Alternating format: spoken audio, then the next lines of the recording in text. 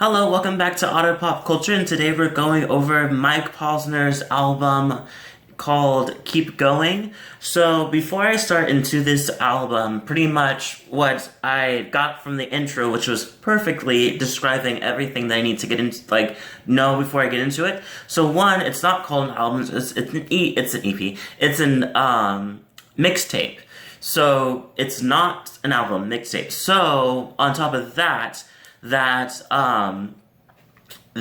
he pretty much says in the intro is that if you, by the time that you listen to this, I'll be doing my walk from the Atlantic Ocean to the Pacific Ocean, which I think is kind of cool. So I personally thought he started already doing it, but I think that I had knowledge of him gearing up to do it, so I didn't really know. I just assumed that he already did it, but this is actually him doing it now. So this album pretty much talks about that and all he achieves and all of his flaws and from the gap between what we haven't heard from him or seen him in a while, what's been happening since then, even way back into Cooler Than Me, all the way till now. So it's just it's really, really cool. Even in the middle part of when he released Took a Pill and a Visa.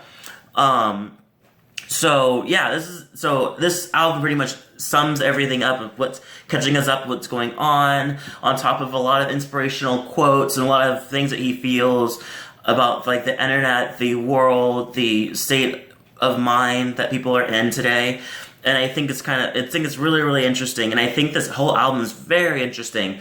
And it's a whole 16 songs. So it's very interesting. And I think the whole album collectively, it's pretty good.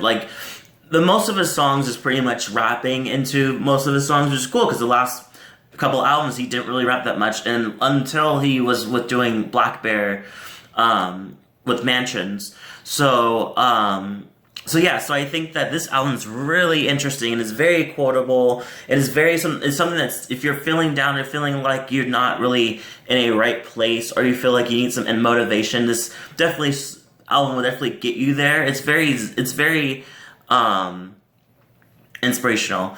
Some of the highlights that I personally liked was all the songs are really good. They start you off with the intro saying he says if you're going to listen to this, please, this is meant to be listened to completely all the way through, no distractions, no pausing, no nothing, just go all the way through with no distractions. And so I did the best that I could to go through as much as I did. There was times I had to pause because I had to listen, rewind or listen to it again or listen to quotes again or write it down so I can get the whole picture of it. So I wanted to absorb all that I had from it. It didn't stop me from getting all the lessons that he was portraying. One of the songs, I'll go through each parts of the songs, but one of the songs that stood out, the first song that stood out was Come Home, and it's pretty much about him talking about his achievements and who he was in the past and what he became now since learning those lessons of the past, which I think is really nice. And then the nice little horns at the end was really nice. But throughout this album he has a couple of songs that are intros, I should say, that are coming from different artists that I'm assuming inspired him or that he's connected with. He calls them the sage wisdom from Blink. So the first one was Diddy, the next one was Steven Tyler, then we had Bun B and E40, and then the last one was from his mom. And they're really, really interesting. Diddy has one that he's pretty much his wisdom was pretty much never stop, keep going. And Steven Tyler when he got back, or when Mike got back from his trip, to be his guru and kind of teach him his ways. And then Bun B and E40 pretty much was just pretty much just said keep going, you're doing great, blah blah. And one of the things I definitely like that Bun B said, he's if you're going uphill, that just means you get a view. And I think it's kind of cool. It's a very interesting lesson to learn from struggling and knowing that at the end you'll kind of look back at yourself and oh my god, I did that, or you get to see what when you get up to there and you get to the part where you want to be, you get to see all the riches and everything you gathered from it, Yeah, I really, really I love those. I thought that was really cool. Um, I love Look at What I've Become featuring Tay Dolla Sign. I think that was really, I had the beat is really, really nice. And I feel like the thing about this album is that as much as he's quoting and he's telling you things that to better, talking about his life and everything, and also inspiring like the listener. I feel like it's still him, so he's still like kind of making some fun, because I feel like from learning him from the mansions, I feel like he's very silly and he's very like kind of uplifting, and I feel like the silliness doesn't go away from this album, which I think is really, really nice. Another song I really, really liked was Prince Akeem featuring Wiz Khalifa. He literally started off with saying, like, this is an alarm clock song to get you motivated, wake you up kind of thing. And I think that's kind of silly. It was a sample, there's a sample in it by Billy Joel, and it's Half a Mile Away. And Wiz Khalifa's verse is amazing. Like, he really can rap, and it just blows my mind every time. One thing that he does say repeatedly, well, a couple of times, was change is like a metronome, and I think that's kind of interesting. I'm going to look that up later on to kind of understand what that actually means. But a lot of these things that he'll say like that, he'll say like quotes like that, like, life is like like in Legacy featuring Talib Kweli, sorry if I I've completely railed that one, but anyway, yeah. He says life is a curtain that hides the divine, and I think that's kind of interesting too. And it's just like the song is really, really good. It talks about like kind of a legacy is this, and this is what it feels like to be a legacy, and he's very confident, and it seems like he's very confident in the space he's in right now. And I think that he also is because he's gearing up to go to do his walk. I feel like it's cool to see that he's learned so much from the years that he's been gone from the mainstream. And one of the things that I just really love all those things. And one of my favorite songs is Fun Up Here featuring Logic, which is Logic I still haven't even got into. I got his suicidal song that he did was really, really good, but I kind of stopped from there. I didn't really go further into him, but obviously I need to, because his rapping is amazing and it's just fucking flawless. And I love that his ending, even he adds on to the inspirational lessons that's been learning in this whole album. He's like, I am richer than money, and money can't fill your heart. And he says that repeatedly at the end. It's just it really makes a lot of sense. And I love the way that Posner says it's fun up here.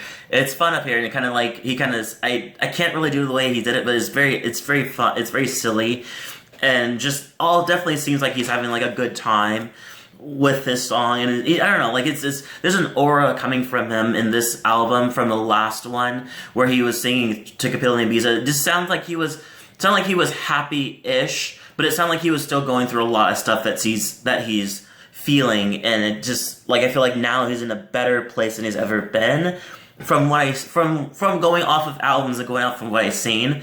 And there were some heartbreaking parts to this album too. There's what was it? Amen was very heartbreaking. It was intense. There's pretty much so basically there was a fan named Jessica Jo May who used to tweet him all the time, every day, and just saying how I hope your day is going well, hope you're doing great, keep making great music. And it's funny because the times that she was tweeting him, he was actually going through a shitty time. So it's just and he mentions it. He's her messages really, really gave me a lot of hope and everything. And there was a moment where she's if you don't, I won't go to sleep unless you text me or tweet me back. And he pretty much does. He's go to sleep, you need some rest, blah, blah, blah.